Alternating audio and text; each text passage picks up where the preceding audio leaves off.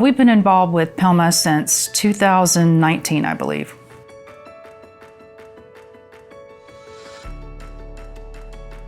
Being involved with PILMA and specifically with Ken Hardison, he gives us some insights that we otherwise didn't have because he's got his ear to the ground. He knows all the people in the industry, all the leaders. He's talking to other people in other parts of the country who are dealing with the same things we're dealing with, or they are getting into things that we haven't even considered. And so he gives us some information that we know we can trust and make good decisions on.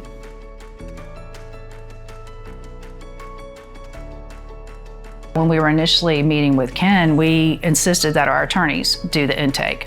I've now learned that that's a really efficient way to lose a lot of money.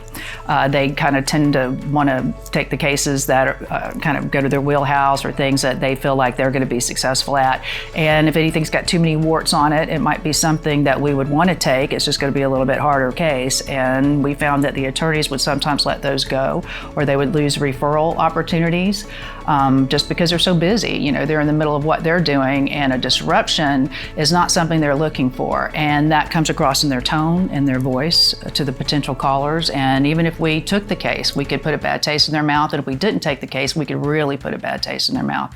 And they would share that with everybody. So we learned that that was really not a good idea.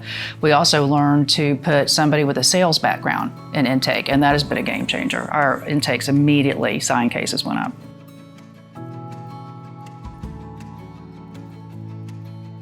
I do. I think just being involved with PILMA generally is a good thing, if not for the presentations and the information, just for the networking. You're going to meet people, and if you keep up with them, you're going to get a lot out of that, whether it's deciding what case management you want to do, how to structure your firm, whether to use virtual assistants, whatever. But if you really want to level up, I think you need to get into masterminds. You just can't consider everything.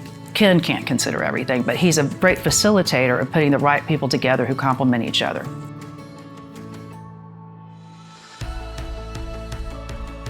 I've been to enough of them now that I'm not quite as overwhelmed as I used to be.